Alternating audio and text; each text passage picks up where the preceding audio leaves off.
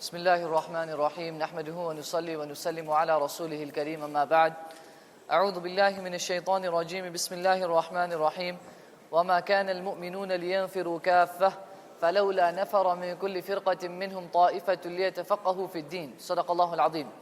Dear respected brothers, elders, friends, Inshallah ta'ala we'll be continuing our discussion on the life of Abu Hanifah rahimahullah. We've discussed the life of his one student, and we want to now discuss the life of his next student.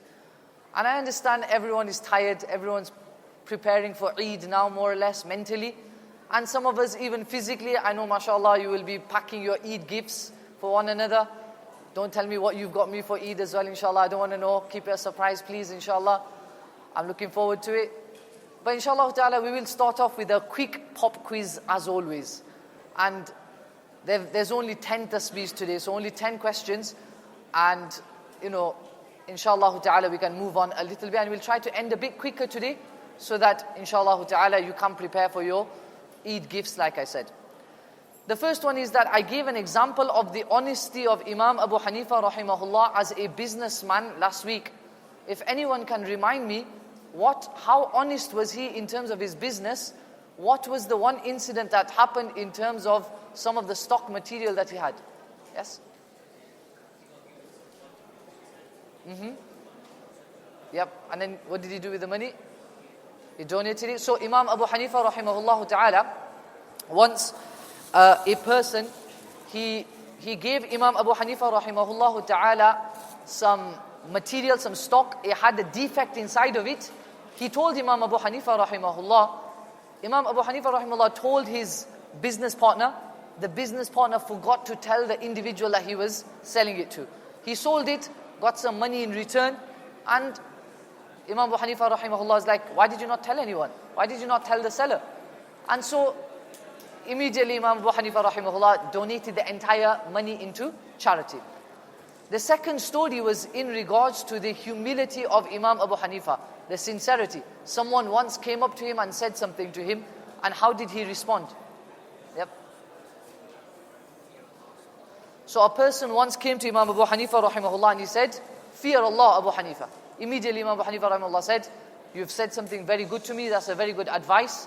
I take that on board, and inshallah ta'ala I will take that. If it was you and I, you would be like, who's this guy to tell me, fear Allah, No. Imam Abu Hanifah rahimahullah has understood, this isn't something bad he's saying, he's just giving me advice.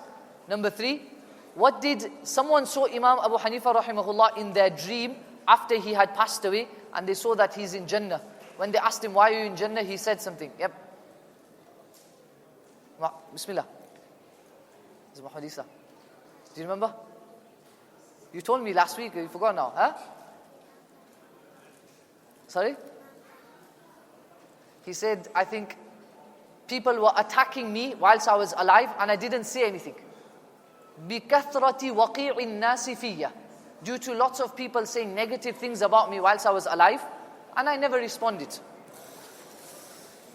Okay, we also did this. I shouldn't be testing this because we should already know this. But I feel like, subhanAllah, nowadays, we do need to test this, and I discussed it last week, so I will ask this as a question. We discussed that some of the scholars of the past did attack Imam Abu Hanifah. Both groups were sincere. Both groups were sincere. I explained that we as laymen, we as people who are not ulama, if you see two groups of ulama differing with one another, and things are becoming a little bit, you could say, acrimonious, a few negative things are being said either way, what should we as laymen do? What did the Sahaba radiallahu anhum do when things like this happened? What's the advice given to us last week? What should we do? Yes. Seems like only Mufti Hanifah's children are answering all these questions, mashallah. Yep. Stay quiet. Stay silent. Two sincere groups of ulama may say something about each other. Muawiyah radiallahu anhu and Ali radiallahu anhu had a difference of opinion. The ummah remembers both of them with radiallahu anhu. Both groups, we remember them with respect. In fact, the ulama mentioned that the group that was upon the most correct position was the one that stayed at home. They didn't engage in the battles that took place. They never engaged in this difference of opinion between these two great Sahaba. So we as laymen, If anything happens, we should not say anything. Rather, we should protect our tongue, lest we... Once Umar ibn Abdul Aziz rahimahullah was asked, who was correct? Muawiyah radiallahu anhu or Ali radiallahu anhu? He says, نَحْنُ لَا نَلْطَخُ أَلْسِنَتَنَا بِدِمَائِهِمْ. I won't get my tongue filled with their blood. I'm not going to mess up my tongue and lick their blood. I won't say it. I'll stay quiet. I'll protect myself because I need to go into my grave and I will be answerable to Allah. I might choose to defend one scholar. On the day of Qiyamah, I say something negative about that scholar. Allah Ta'ala takes me to task. And that scholar who I was defending, he's not there with me in the grave. What will I do? So that's very important. Number 5. What did the scholars say in regards to if one scholar speaks negatively about another scholar? Like for example, in Imam Abu Hanifah rahimahullah's time, we noticed some of his contemporaries spoke negatively about him. What's the very important principle in the field of hadith when one contemporary speaks about another contemporary in a negative manner? Anyone remember I explained to you something that the scholars mention when contemporaries speak negatively about one another, what will be the ruling?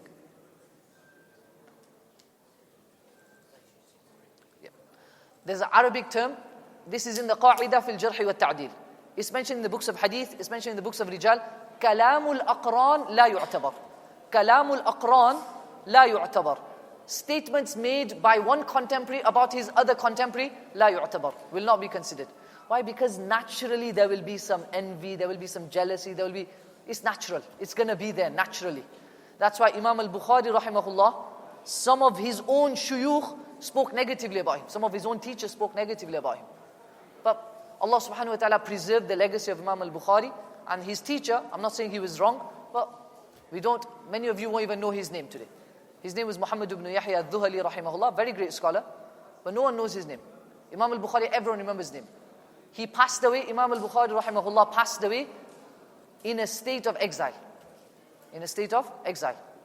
So in his life, near the end of his life, there's actually a statement, Ibn Adi narrates it in his story, he's got a book, Dhikrun fi Tarajimi Rijal al-Bukhari. At the start of that book, he mentions the life of Imam al-Bukhari. Near the end of Imam al-Bukhari rahimahullah's life, he actually makes a dua, Allahumma qad daqat bi al-ardu bima rahubat. Oh Allah, the earth has become narrow upon me despite its vastness. And if death is written for me, I wish that you take it now. And so Allah took his life. He passed away. He passed away in a state wherein there was a lot of negative comments made about Imam al-Bukhari, unjust comments. At that time, you will have felt very correct. Everyone joined in, everyone jumped onto the bandwagon, let's attack Bukhari.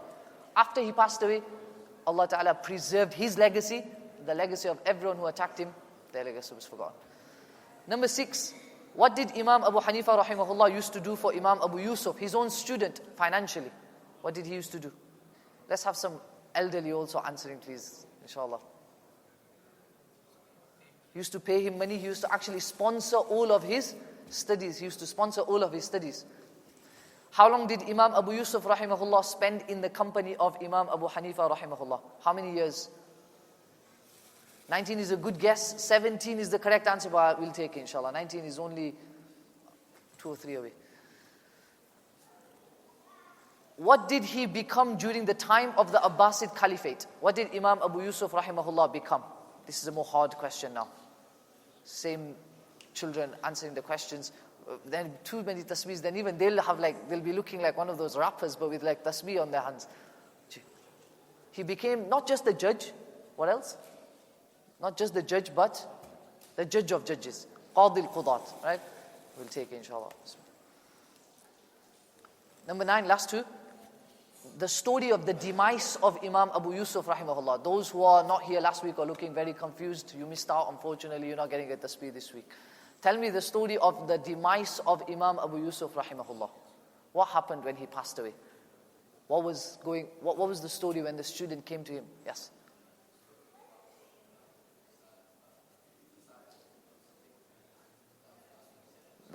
The last thing he was discussing was a mas'ala.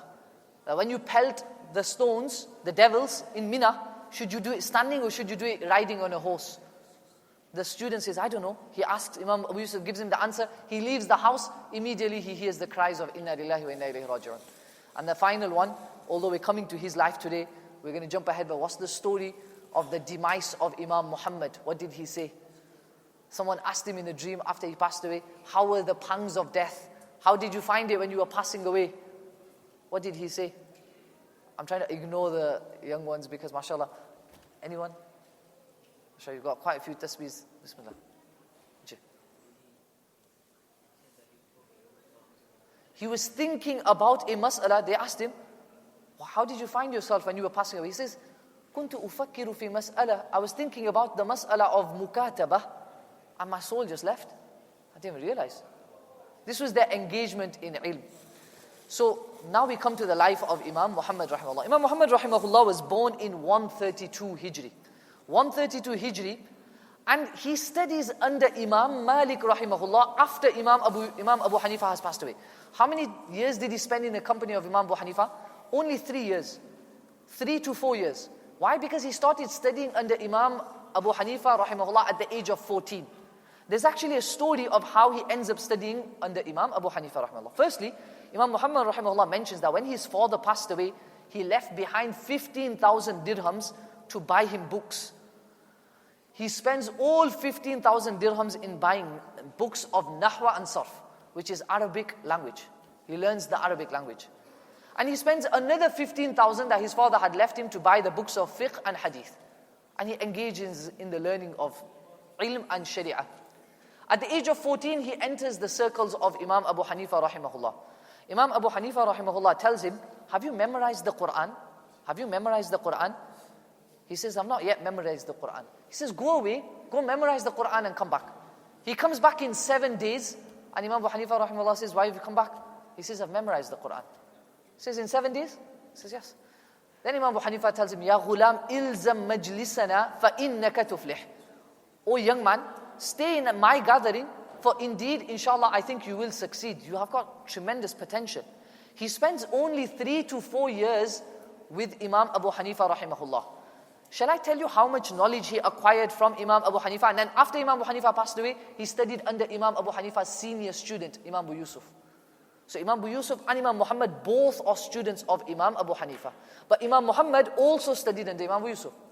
Ask any alim Hanafi here, ask him what are the books of the Hanafi madhab, the earliest books in the Hanafi madhab.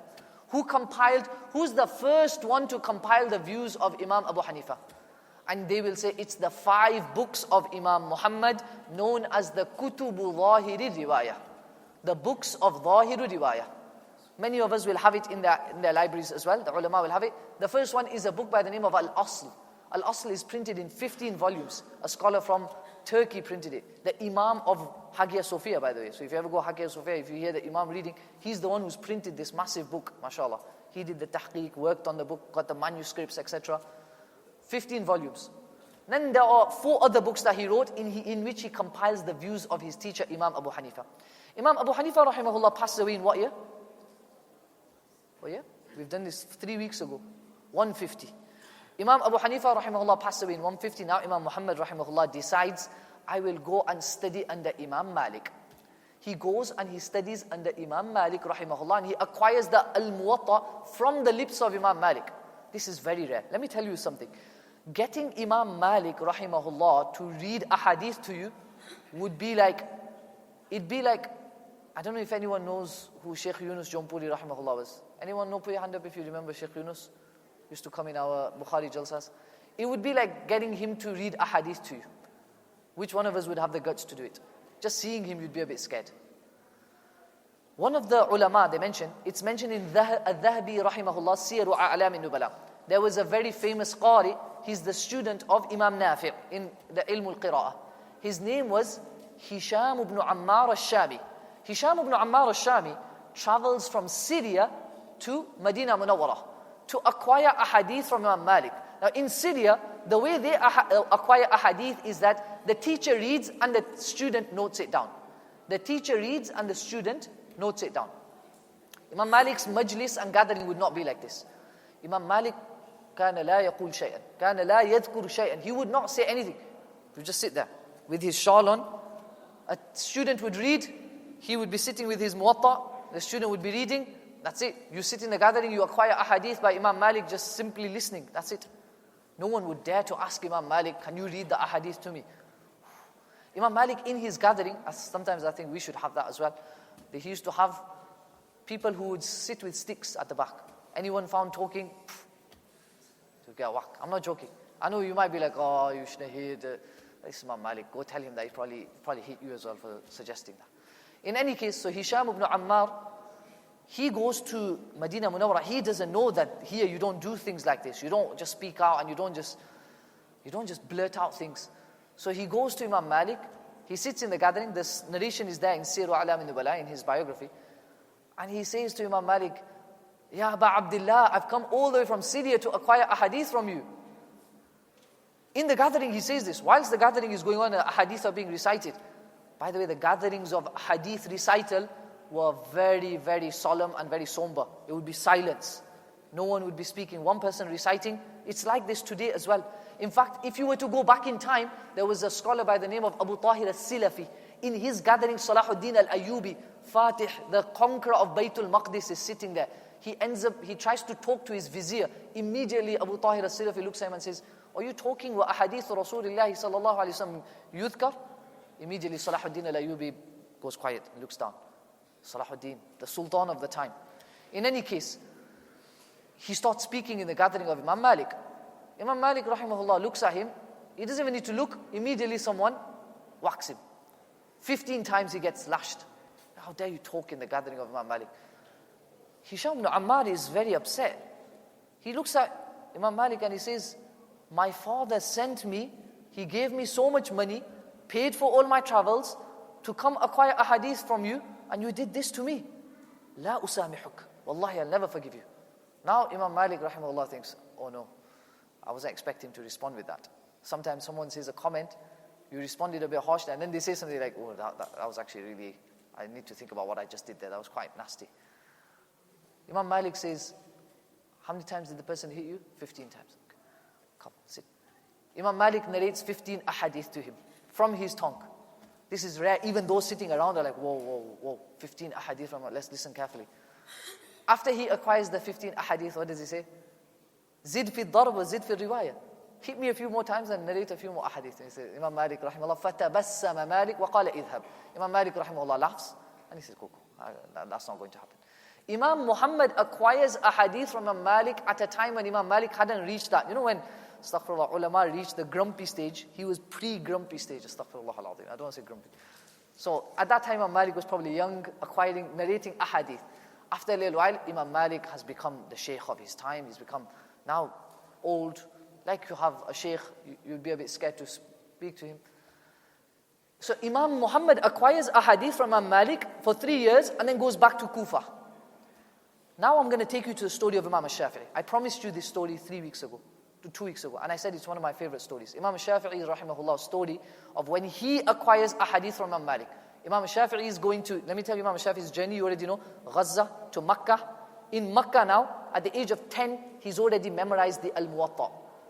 And then now, Imam Muhammad's already in Kufa. He's already acquired a hadith from Imam Malik long time ago. He's the senior student of Imam Malik. And also a student of Abu Hanifah. He follows Abu Hanifah more than he follows Imam Malik. Imam Shafi'i is a 10-year-old. He's singing Ash'ar in Makkah. And then he's singing Ash'ar in Makkah, and someone tells him that the poetry you're singing is so nice. If only this poetry you put it into knowledge. If only you acquired knowledge. So Imam Shafi'i says, who can I acquire? Man yuqsad? Qala Malik ibn Anas, Sayyidul Muslimin. Go to Imam Malik, he is the leader of the Muslims at the time. He says, ثُمَّ دَخَلْتُ عَلَى وَالِي مَكَّةَ فَأَخَذْتُ كِتَابَهُ إِلَى وَالِي الْمَدِينَةِ.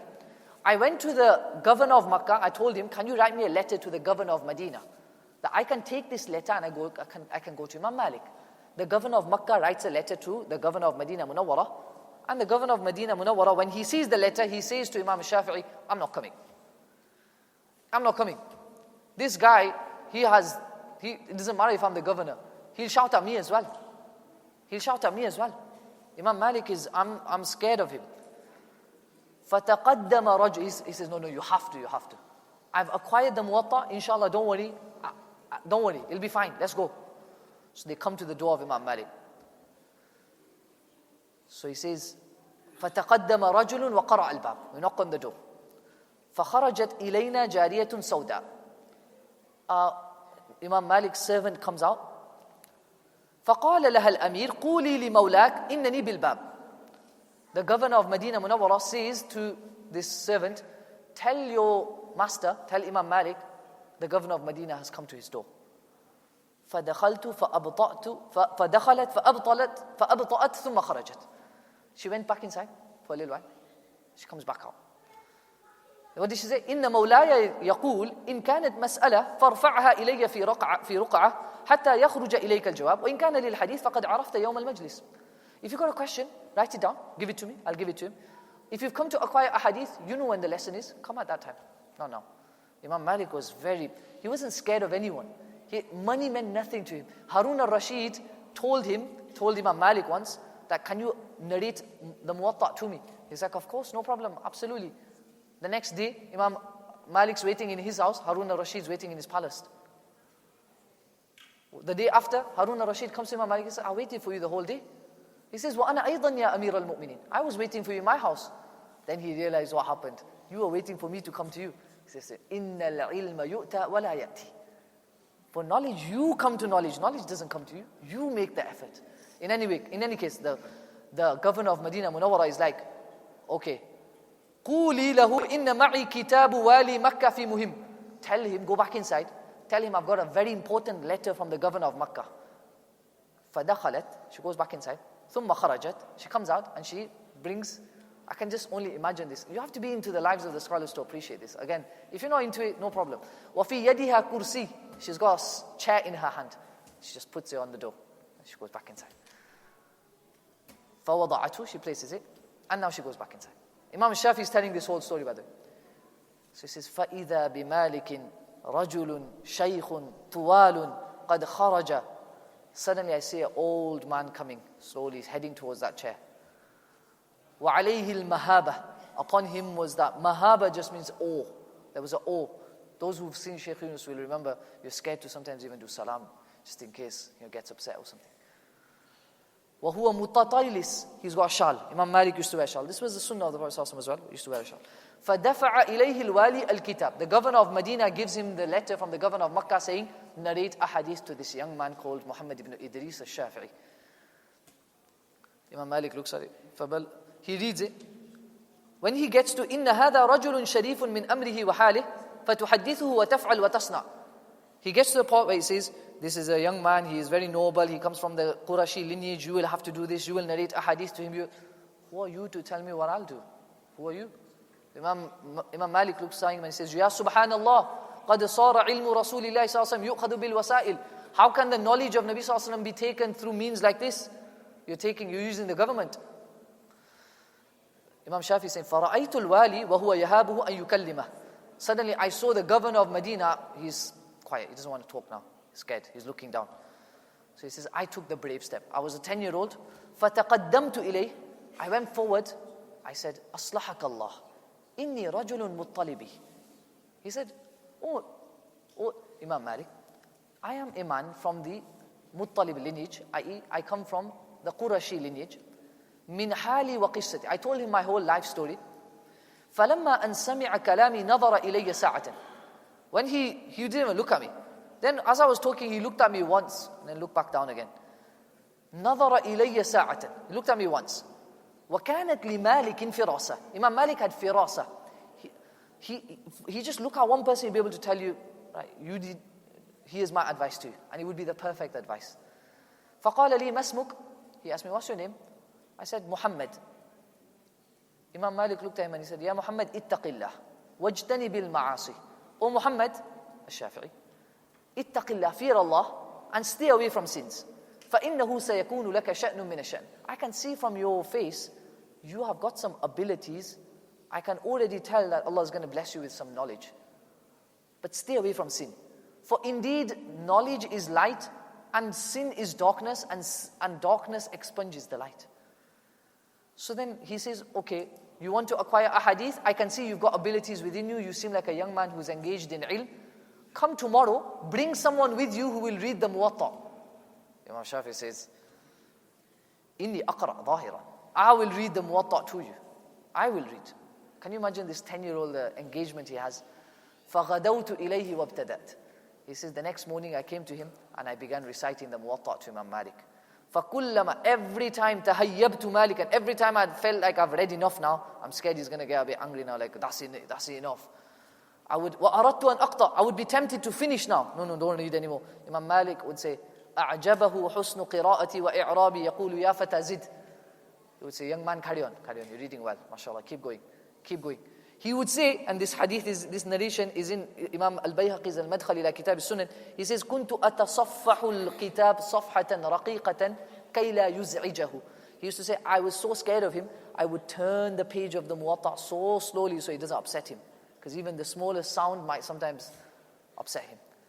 ثم أقمت بالمدينة إلى أن توفي مالك بن أنس. He says, I stayed in Medina, I stayed in the company of Malik ibn Anas until Imam Malik passed away. Imam Malik passed away in 179. Imam Muhammad is still in Kufa. And our story is about Imam Muhammad, by the way. But Imam Shafi is going to play a very important role. Imam Shafi is there in 179 in Makkah. From 179, he goes to Yemen. After Makkah, he goes to Yemen. He engages in becoming a judge, whatever, different things. In Yemen, there was an accusation of a rebellion made against Harun al-Rashid, against the Abbasid Caliphate. And so a group of and if you know your history, you'll know the Abbasids were very worried about the Hashimi clan. There was a lot of issues with the Ahlul Bayt, and there's a long story behind it. Inshallah, one day we'll discuss. In any case, Imam Shafi'i was also a Muttalibi. He's from the family of Nabi Sallallahu Alaihi Wasallam. He's a Qurashi. He is also accused of joining this rebellion. And so the full group, including Imam Shafi'i, is brought to Harun al-Rashid. Harun al-Rashid at that time is in Baghdad.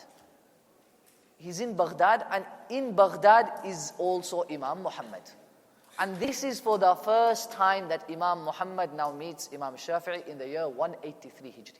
Imam Yusuf's passed away in 182. Imam Malik's passed away 179. Imam Abu Hanifah's passed away 150. Imam Ahmad was born 164, but he's still very, very young. He's still a young man. Imam Shafi'i rahimahullah ta'ala in the year 183 comes to Imam Muhammad's gathering, but he comes as a prisoner. Harun al-Rashid is executing them, all of these rebels. When Imam Muhammad sees, obviously Imam Muhammad is one of the chief judges. After Imam Yusuf, by the way, Imam Muhammad did become a chief judge. Some scholars, they say that he never became a chief judge. He did. He became a chief judge as well, after Imam Abu Yusuf. So Imam Abu Yusuf and Imam Muhammad were very close to the Khalifa at that time, especially the Abbasids. That's how the Hanafi madhab spread a lot, by the way. The Abbasids sponsored the Hanafis. Why do you think majority of the world today, Muslim world, is Hanafi? It's usually the empires. Empires play a huge role. In the later periods, which two empires were completely Hanafi? Anyone know? Yep. The Abbasids were not in the later periods. Ottomans, one more. Seljuks were Hanafis, but not later period.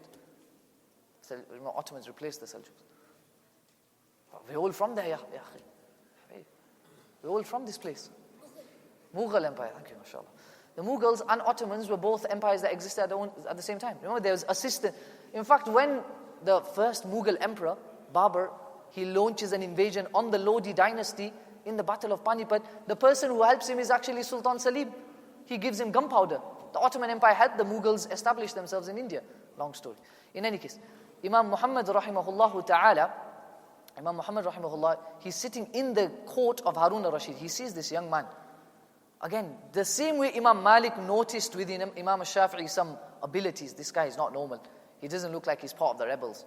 He says to Harun al-Rashid, let this guy go. Let this man go. I think he's not part of this at all.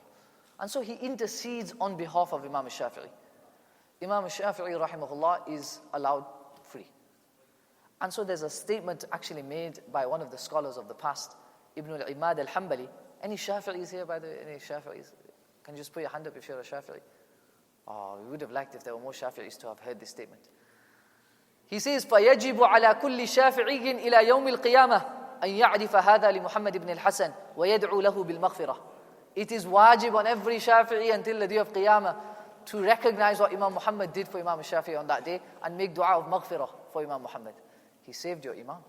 In any case, Imam Shafi'i was incredible. Probably the greatest scholar in the history of Islam after Abu Hanifa. Imam Shafi'i rahimahullah ta'ala, again, this is just joking, otherwise they were all great scholars, much, much greater than any of us could ever dream to be, mashallah. What does Imam Shafi'i rahimahullah say about Imam Muhammad? They then engage with one another. Imam Muhammad loves this engagement. This is what I mean by, this is what you call a true teacher. He engages with the students and wants them to debate with him. He wants them to disagree. One of the first things I always say in my first lessons in the iftar class is always, I don't like you agreeing with me. I like you disagreeing with me. It's only when we disagree with one another, that's when we learn now. That's when we, even in South Africa, one of our teachers, he wouldn't like you agreeing with him. He would like it if you disagreed with him and debated with him. That's how you develop. So Imam Shafi'i rahimahullah, and we call this the very famous Iraqi debates. The Iraqi debates are a long series of debates. They're recorded in the books between Imam Shafi'i and Imam Muhammad. Imam Shafi'i has a lot of respect for Imam Muhammad. That respect does not stop him from engaging with Imam Muhammad and asking him questions. There's a difference between i'tirad and ishkal. Anyone know the difference between i'tirad and ishkal? I'tirad is not good. I'tirad is not good at all. I'tirad and ishkal. Ishkal is fine. You can have an ishkal. Ishkal means you got a question, got issue. What's the difference between i'tirad and ishkal? I'tirad, in the purpose of i'tirad, the person who is asking the question is attempting to establish his own knowledge and the ignorance of the individual that he's asking a question to. Some people will ask a question, they've got real questions about the deen, about sharia, but the way they ask, it's more the fact that they want to show how knowledgeable they are and how ignorant you are. That's not good. That's not how you engage with teachers. That's not how you engage with ulama at all. Allah will never allow you to benefit then, because you're already coming in with that mindset. Ishkal is the other way around. Ishkal is when you ask a question in order to establish how ignorant you are and how knowledgeable the questioner is, and that you want to learn from this question. And you want to learn from his abilities to answer this question. So ishkal is fine. Any person in this masjid can come, I've got a question, why did Allah do this? Why has Allah created? That's fine. As long as you're asking in a way in which your purpose is to establish, I don't know this, I want to learn. You know this, please answer my question. If you're asking in a way in which, you guys are dumb, you don't even know answer to it, that's the problem. That's when Allah will close your heart off. You will not benefit at all from ilm at all. Imam Shafi'i benefited so much from the debates that he had with Imam Muhammad. He comes as a Maliki. Remember, I told you this in previous lessons. When he came to Imam Muhammad, he came as a Maliki. He was a follower of the madhab of Imam Malik. After the Iraqi debates, he neither agrees with Imam Malik and he neither agrees with Imam Muhammad. He has his own way of looking at the Quran and Sunnah. And so therefore the Shafi'i madhab develops. We've got the Malikis in Medina Munawwara, the Hanafis in Kufa and Baghdad, and Imam Shafi'i now settles after a little while in Egypt. What does he say about Imam Muhammad? أَمَنُّ النَّاسِ عَلَيَّ فِي الْفِقْهِ Muhammad ibn al-Hasan. The person who has the greatest favor upon me in terms of fiqh is Muhammad ibn al-Hasan. What does he say? What else does Imam Shafi'i rahimahullah say? مَا نَاظَرْتُ أَحَدًا إِلَّا تَمَعَّرَ فِي وَجْهِ مَا خَلَى Muhammad ibn al-Hasan. He says, I've never debated. Imam Shafi'i was a master debater. I've never debated with anyone except that the person تَمَعَّرَ فِي وَجْهِ. He gets very angry. His face goes all red. مَا خَلَى Muhammad ibn al-Hasan. When I was debating with Imam Muhammad ibn al-Hasan, it was a different beast. I would debate with people and I would get them upset. This guy would not get upset. This guy would give me answers which would make me think, okay, right, I need to think about this one as well. And you can see all the debates, by the way. Pick up Imam Shafi'i's Al-Umm, pick up Imam Muhammad, some of his books as well. Pick up Tarikh al-Damishq of Ibn Asakir, all of the stories are there. Especially Al-Umm, you will see Imam Shafi'i saying, قُلْتُ لِمُحَمَّدٍ وَقُلْتُ لِأَكْبَرِ عُلَمَائِهِمْ. Sometimes you won't take his name explicitly because out of respect. فَقَالَ قُلْتُ He said, so I responded back with this. He said this, I said this. At times they're debating over the nisab of zakat. Is it gold or silver? Or should gold and silver be considered one genus, or should we consider? Technical debates, but so engaging, so beneficial. Imam Al-Dhahabi rahimahullah then says, the greatest scholar of Kufa therefore was, the greatest Sahaba were Ali and Ibn Mas'ud. From their students, the greatest scholar was Alqamah. From his student, the greatest scholar was Ibrahim al-Nakha'i. From his student, the greatest scholar was Hammad. From his student, the greatest scholar was Abu Hanifah. From his students, the greatest scholars were Abu Yusuf and Imam Muhammad. And from their students, particularly Imam Muhammad only, by the way, was Imam Shafi'i. Our story, however, is about Imam Muhammad. Imam Muhammad, rahimahullah, has got a book called Kitabul Kasb.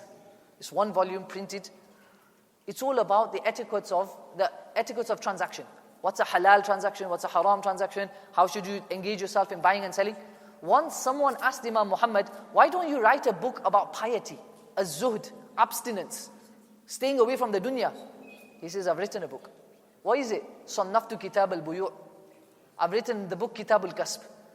If you learn that book and how to engage in business in a halal manner, you have become the greatest ascetic of your life, of this time. Because the learning and the idea of developing a halal income and how to ensure that you don't cheat someone, you don't shortchange someone, all of this is part of zuhd. It's not that you just give. I don't want the dunya. No. You do. You engage, but in an ethical manner. A few more stories in regards to Imam Muhammad and we'll end, inshallah ta'ala. We don't want to take too much of your time. When Imam Muhammad, rahimahullah ta'ala, passed away, someone saw him in a dream, and we've mentioned the fact that he said, I was thinking about a mas'ala and I passed away. Someone asked him, okay, so where are you now? How is everything? Did Allah forgive you? He says, yeah, of course Allah forgave me. What was said to you when Allah forgave you? This is Muhammad ibn Abi Raja, who saw him in a dream. He said, Allah subhanahu wa ta'ala told me, as soon as my soul was taken, I was very worried. What will happen? I was in a state of, after the soul was taken, as the soul was being taken, I was thinking about something. After it was taken, I was like, Ya Allah, what's going on? Allah Ta'ala told me, لَمْ نَجْعَلْ هَذَا الْعِلْمَ فِيكَ إِلَّا وَنَحْنُ نَغْفِرُ لَكَ. O Muhammad, if I intended to punish you, I would have never given you this knowledge. I never placed this knowledge in your heart, the knowledge of Sharia, the knowledge of Hadith, the knowledge of Fiqh, the knowledge of Aqidah, the knowledge of Sharia, the knowledge of Qira'ah, all of these different fields, the knowledge of Seerah, the knowledge of Nubuwah, the knowledge of the Quran, the knowledge of Tafsir. I never placed all of this in your heart except that I intended to forgive you because of it. And so Imam Muhammad rahimahullah ta'ala is the most important Hanafi scholar in terms of codification, writing books in the Hanafi madhab. We wouldn't have known anything about Imam Abu Hanifah's opinions if it were not for Imam Muhammad rahimahullah. I want to end with one quote, two stories very, very quickly. Imam Muhammad's intellect was so incredible. The teacher of Imam al-Tahawi rahimahullah, Ahmad ibn Abi Imran, says that there used to be a person who was a Christian, whose name was Harb. He was an Arab Christian. He would bring his son into the gatherings of Imam Muhammad. Bring his Christian son into the gatherings of Imam Muhammad. فَقِيلَ لِحَرْبٍ لِمَ تَفْعَلْ هَذَا وَأَنْتَ نَصْرَانِي. Why are you doing this? Why are you bringing your Christian son into the gathering of Imam Muhammad? You're a Christian man. You know he's not. وَهُوَ عَلَى غَيْرِ دِينِكَ. He's not even teaching your religion. He's not sitting with the Gospels here. He's sitting with the Quran and Hadith and Fiqh, etc. What does he say? He says, أُعَلِّمُ إِبْنِي الْعَقْلِ. He says, I'm teaching my son al-aql, intellect. He will learn from this man's wisdom, from the intellect of this man. He might not benefit from the knowledge, but the way he teaches, the way he interacts, the way he engages. This is why a lot of the scholars, they say, Imam Ahmad ibn Hanbal, many of the other ulama, when their mothers would send them into the gatherings of the ulama, they used to say, before you acquire knowledge from him, acquire adab from him. Look at how he dresses. Look at how he behaves. Look at how he sits. Look at how he learn all of this from him first. Imam Malik's mother, she would put an amama on his head when he was a young boy and send him into the gatherings of the ulama. كَانَتْ أُمِّي تُعَمِّمُنِي. That's what he says. My mother would put an amama on me and send me into the gatherings of the scholars. And that's how Imam Malik to this day, how many years has it been? 1400 maybe years, just under 14. We still know him, we still know his name. This is what you call barakah in your legacy. Allah Ta'ala has preserved your legacy. And then, subhanAllah, I thought I wanted to end with one. That's the life of Imam Muhammad come to a close. There's a lot more to say. We can't cover everything. We do want to come to an end here. There were many great Hanafi fuqaha. The Hanafi madhab spread through empires. It spread through many different ways. Through judges, There's one story of one scholar which I want to mention to you. And if there are any perhaps sisters listening from home as well, and also all of us as well, we can benefit from this story. There was a scholar, and again, every person who is a serious Hanafi will have the book Bada'i'us Sana'i' in his library. Fi tartib al-shara'i'. It's written by a scholar known as Alauddin al-Kasani.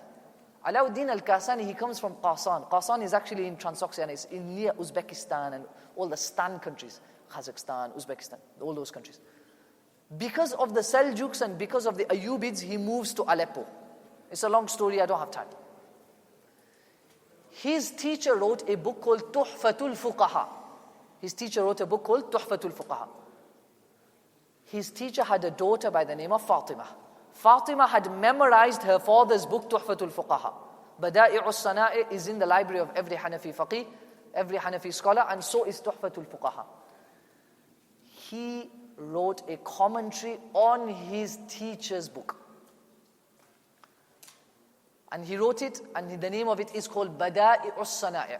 That Bada'i'us Sana'i is 15 volumes. One of the best books you can read in the Hanafi madhab. Absolute.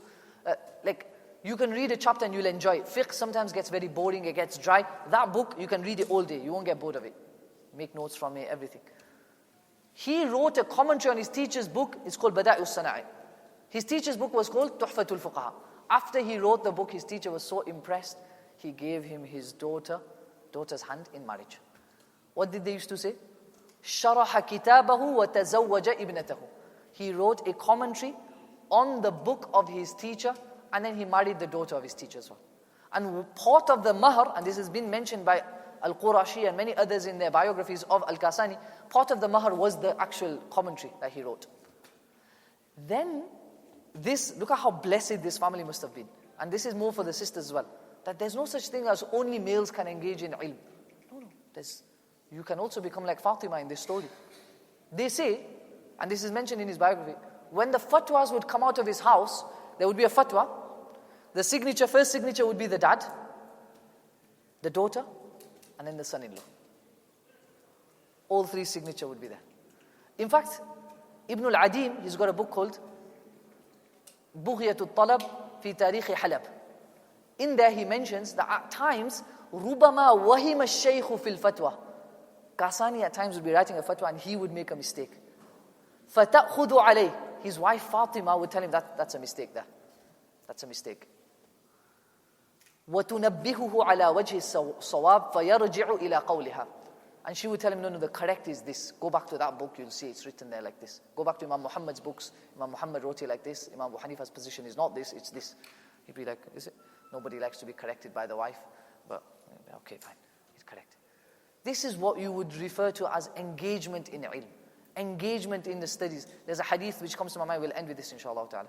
Hadith that comes to my mind. Nabi sallallahu alayhi wa sallam says in a hadith that Allah subhanahu wa ta'ala, Allah ta'ala's mercy comes down upon that wife who wakes her husband up for tahajjud by sprinkling water in his face.